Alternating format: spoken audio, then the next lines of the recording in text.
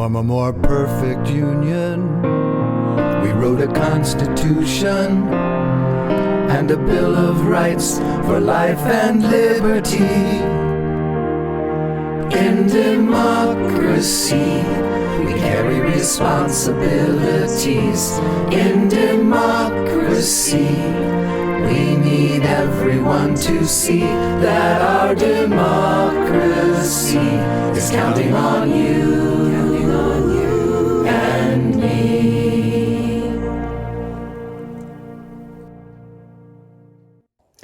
Marietta is located in the southeast corner of Ohio on the Ohio and Muskingum Rivers. Marietta uses a mayor-council system of governing.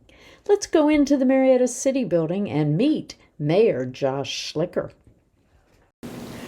Good morning, everybody. I am Joyce Robinson, and I'm working on a project called Living Democracy, Engaging Citizens. One of our goals is to inform the general public through videos and other means the various levels of local government and how they are organized, and to increase citizen knowledge and understanding of each of these governmental agencies. It is my pleasure to discuss these issues and more with our mayor, Josh Schlicker, and I'm going to ask him a bevy of questions, which I know he'll be delighted to answer. Correct, Mayor? That's correct. Thank you. Okay. Mayor, we have a mayor-council form of government. Could you explain exactly what that means and what power each of those each one of those bodies or people have? Sure. Yes, Marietta is a statutory city, so we are established and regulated under the laws of the state of Ohio. So what that means locally for us is the mayor is the executive head of the administrative branch of the government, or the executive branch of the local government, and the council is the head or the body decision maker of the legislative branch of the city. So right now we have 7 members of council, we have 3 at large, we have 4 ward representatives, so they represent the city constituents and the residents. Some a little different than others. Council is at large is citywide, and the ward represents each individual wards based on population of the city. So they all have the same power when it comes to voting on legislation, but they chair, each member chairs a committee. There's 7 committees, and they serve on 2 other committees. And then, so the mayor's role is the chief executive officer of the city.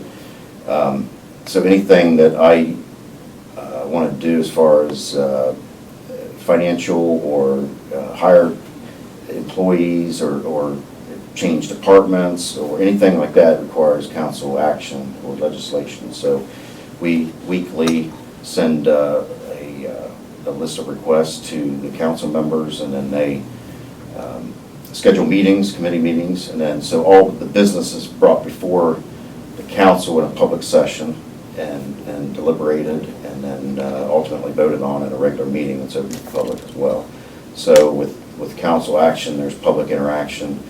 The mayor's office is definitely public, but there's a lot more behind the scenes actions in our office dealing with internal issues, employees, operations, those kind of things that the public doesn't really see and doesn't have to. So you really are in charge of the day-to-day affairs of the city? Yes. You oversee all of those departments? Right. And Yeah. keep them all accountable? Correct. See what's good and what needs to be improved? Yes. Okay. Yeah. Do you have veto power over something that a council might pass? Yes. In Marietta, the mayor has veto power. It takes a supermajority to override that. So, for instance, there was one piece of legislation that I vetoed, had to do with employee status. City council, I felt at the time, didn't have that authority or didn't have that obligation to be involved in that matter, and so I vetoed that. They ultimately overrode my veto, so it was adopted and enacted, but they had no enforcement action with that ordinance, so it just sat Okay. there. It's on the books, but it's ineffective. Okay. My next question is, are you limited in your terms that you can serve, or do you have unlimited chances to be mayor of our town? Right, in Marietta, statewide, the mayor's office is a 4-year term.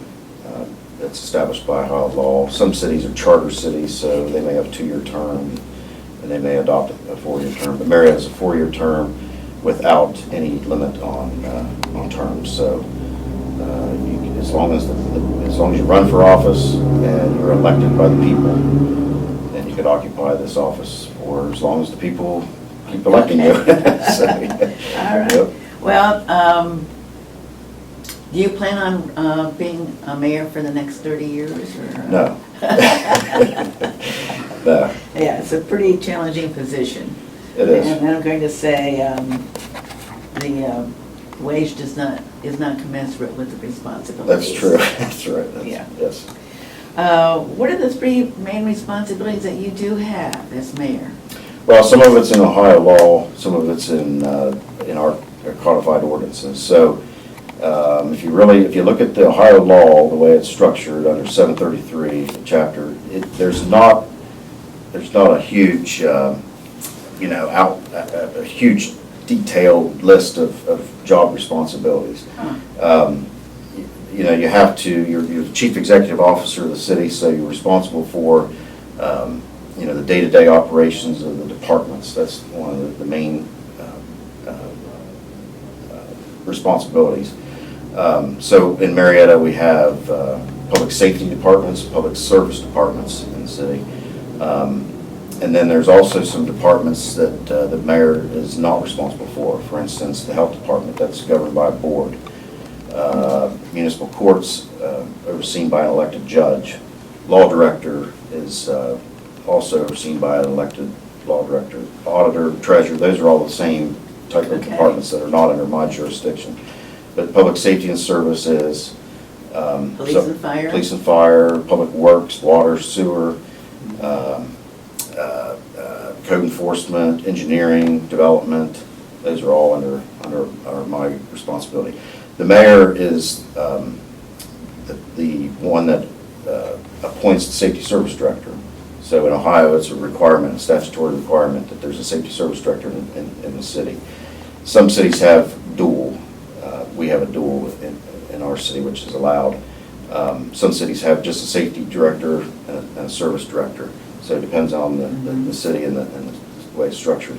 That officer is over all the administrative functions of those departments. So I don't have direct day-to-day contact with department heads unless I want to or need to. The safety service director handles those day-to-day functions. We also have department heads, superintendents, or chiefs of the departments, so they are overseeing those day-to-day functions. But the mayor's office gives those directives and those operations plans to those departments and how we want things to be operated. So that's a main responsibility. The other main responsibility is Chief Conservator of Peace, which just means that I'm to enforce every law in the city, whether the council approves it and it's codified in our ordinances, or if it's a state law, everything has to be enforced. And so that's my responsibility. And that could be traffic, that could be code enforcement issues, criminal, civil, anything like that. It's my responsibility to make sure that those are enforced. Now, I don't go out and enforce those, but that's what our police department's for and our code enforcement officers for, and that I'm over those departments. Well, Mayor, I want to know how many couples you've married since you've been in office. That's another perk of the job. You get to marry couples. I do a couple a week usually. That many? Yeah, on an average. So, Wow. yeah, You're pretty good at it now, aren't you? Yeah, it's fun. I get to marry a few friends and That's people great. close to me. So yeah. it's Okay, fun. a nice change of pace. Right. Oh yeah. I know there's several commissions The only one I'm really aware of is a tree commission. Can you give me an overall view of how many commissions there are and what each one of them is responsible for doing? Yes, there's 12. Wow. There's 12. The tree commission, the traffic commission, the tree commission is by far the most, yes, well, the most active. And we appreciate everyone's, interest and passion there. So the tree commission's been an established commission for a long time. The traffic commission's one. We have the planning commission. We have the recreation commission, fair housing board. There's building enforcement board. What else am I missing? I'm missing a couple, but Okay. but there's a lot. They're all established and they're all in the codified ordinances. So they're a sanctioned commission approved by city council over the years, and some are the way they're structured. It depends on how the language is written. Some require a certain makeup of members. Some are just all civil or citizen, like the tree commission is a citizen board. Building enforcement board has different components of the city government in it, so just depends on the makeup. But most of them, I am responsible for appointing the members. The mayor is. Some of them take. I have to go to council to get them to ratify my decision. Some of them are like that. Some of them are also just by default. For instance, the fire chief serves on the building enforcement board. That's whoever's occupying the chief seat at that time would be on that board. So it's a huge makeup, and we have a lot of volunteers that really you're one of them that we appreciate your service that do great work for the city on a volunteer basis, and we appreciate everyone's time and passion for that. There's a few that are kind of like ad hoc committees that we support, and we will continue to do that. They're not on the books, but we will support them. Wow, I didn't realize there were that many. Can you get new commissions? Someone brings forth a new idea. Yes. The last one I think that council approved was in 2017, the Start Westward Monument Committee. Oh, okay. So, yeah, that was approved. And then I've looked at doing a public safety commission that would have regulatory and oversight of police and fire decisions that are made in the community. They wouldn't be authority on, I should say, they wouldn't be authority on making decisions, but they would be an advisement to us on, do we want more bike patrols, or do we want more speed control on streets, or do we want whatever it might be. Okay. So just kind of an advisory group. So we haven't established that yet, but we're in the. Well, somebody Plans. mentioned that maybe a monument commission would be in order because of the monuments, all the historical markers. Right. And I know 2026 will soon be here, Mhm. and I'm hopeful that the 4 gorgeous entrance statues with the birds on top would be cleaned Yes, right. on Front Street because they need it. Right. Yes, we have big plans for the 250th. Yeah, there's Yeah, I know. a lot of So, work but I to be think done. maybe a commission for historic markers and monuments would be something that might be considered. That's a good one. Yeah. Yeah. Yeah. Well, yeah, because we have the Brick Streets Commission too. I forgot that one, but Oh, Brick yeah. Streets. So there's certain Wow. history there, but yeah. How long is your typical day here at the office? How long? Mhm. It varies.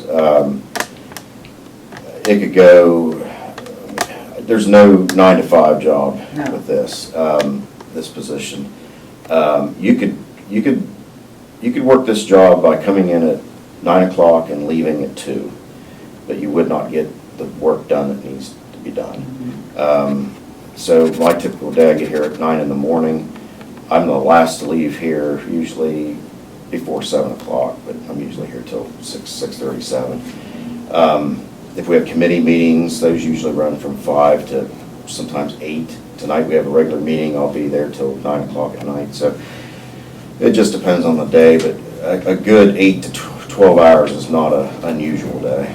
So your day's as long as the president's? Yeah, that's right. Really? Right.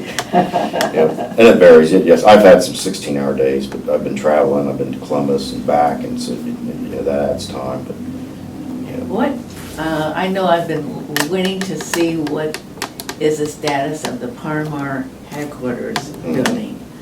Is it delayed because of inflation and the increased cost of the project, or what is happening with that? Part of that, yeah. When they first announced that, it was about an $8 to $12 million project, and now it's over $15 million. They did do some more property acquisition over there, so I know they've been working on that. But that project, as far as I know, talking to the representatives of the development company, it's a go. It's just when are they going to start? They've actually increased the plan that they originally brought to us, the conceptual drawings. They've added about a third more square footage and several more restaurants and buildings and possibly like a mini mart and different things. So yeah, as far as I know, it's still a go, and this year it was supposed to break ground. Right. So Okay. it'll be a really good development for that area of town, and Okay. really take an underutilized property and make it nice. Also, I believe it was a pipe fitters were going to put a building up on Gilman. Is that going to happen? No, they've since moved to a different direction, and the planning commission, we approved them to go and they're purchasing the old Marriott Times building on Channel Lane. So that will be their new, headquarters, training facility, everything. I think they're gonna keep what they have over on the west side now, but the downtown building, they said they will probably put that up on the market, and other property they'll liquidate, so they'll be moving to a new home they're at the old Marriott Times location. Okay. So that fit them, they said, like a glove, and that takes a building, All right. takes it out of the vacant and abandoned status and put them in Yes. a used status. There's which plenty we of like. parking too. And plenty of parking, and there's room for, an addition and advancements and stuff over there, so, Okay. yeah. Oh, grant writers. Mhm. I know that there's not one full-time grant writer in the city, is there? No. Does each department have a grant writer, or how Some- does that work? Somewhat, yeah. Our development office is the one that does most of that work. But engineering also does a lot of grant writing. Yes, they do. Yeah, so, and even our police department, fire department have done specific grants for those departments. Whether it's, public safety grant or workers' comp grant, there's all kinds of grants out there that we've been successful at getting over the years to offset the cost of those departments. But yeah, our primary drivers of that is engineering and development. And we submitted a $1 million grant yesterday. And that's not a, typical day, but we have submitted multi-million-dollar grants. How Bob many Hetty. grants do you think you apply for every year? Probably 12 or so, yeah. And with engineering, there's probably more than that, actually, because even our paving program is Ohio Public Works Commission grant money. Our new city engineer was successful in obtaining a $10 million grant from the Ohio EPA for contaminants for our new water treatment facility. So we got a $1 million raised grant last year for building a design for parking garages in downtown, traffic safety.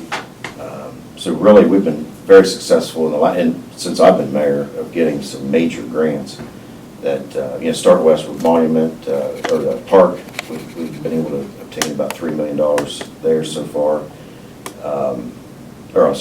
We've obtained about $2 million, but we just applied for $1 million yesterday, so that'll be the $3 million if we get that.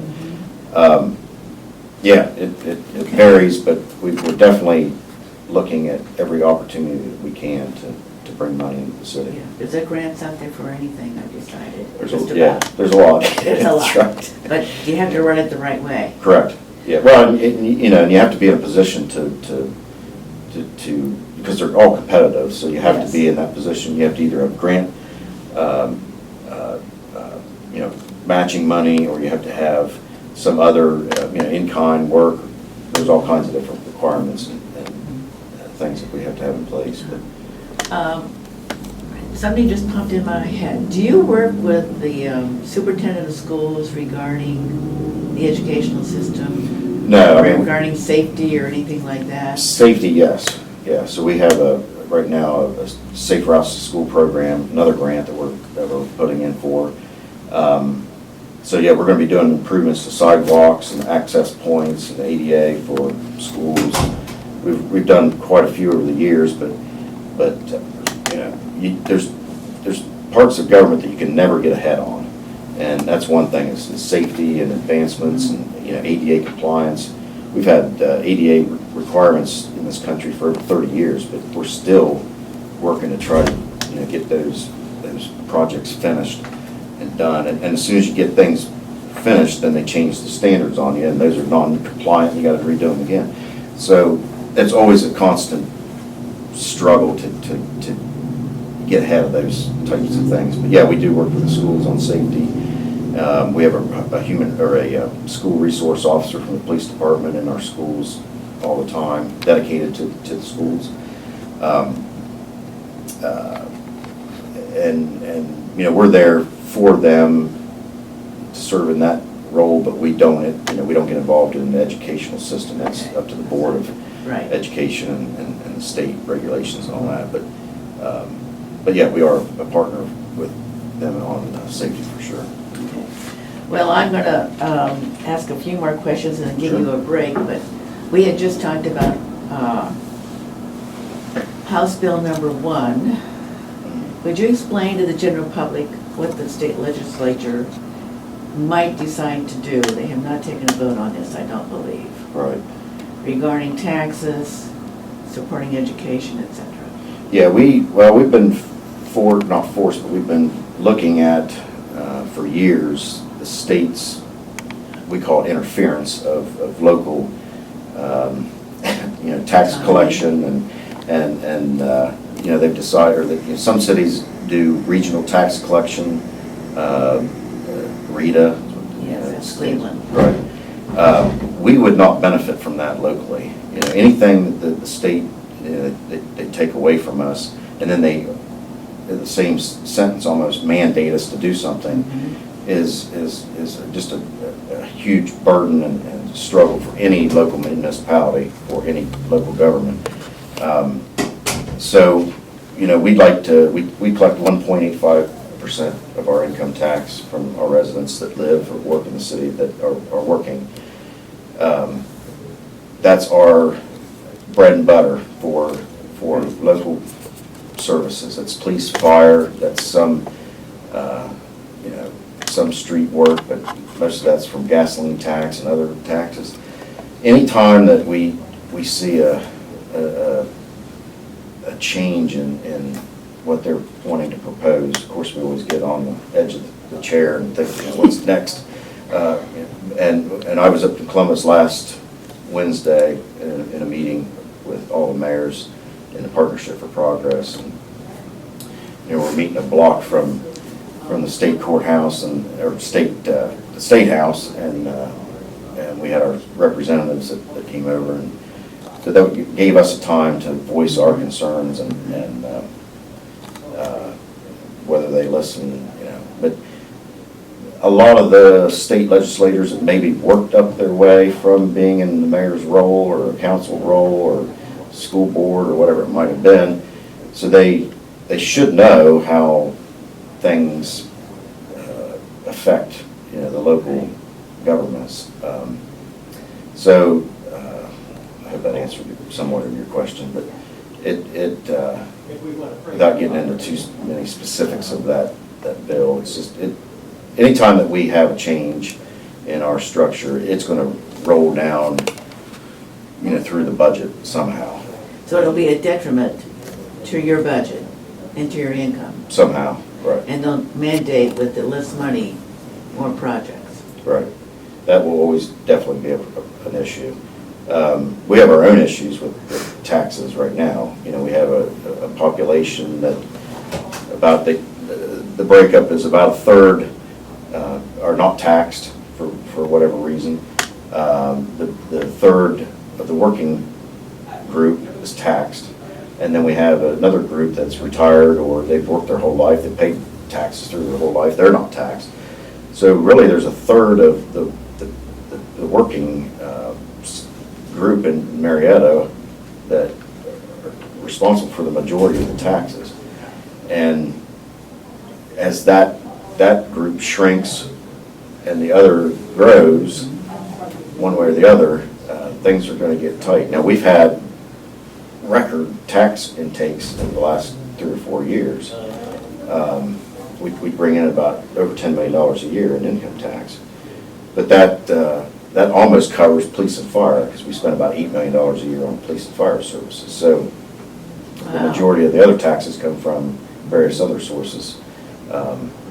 So, yeah, we could talk for 3 or 4 hours just on taxes and money, but it's Well, you know that my sister and I are willing to pay right, on our retirement because we do use the sidewalks Right. and the streets, and we have fire and police protection, and we want the schools to be better, et cetera, et cetera, et cetera. So I really think you should have some sort of tax for retirees to help with the budget issues. and it may someday, I think Into that, I think you yeah. should think about that now, so when it comes time, you have it already. right, yep.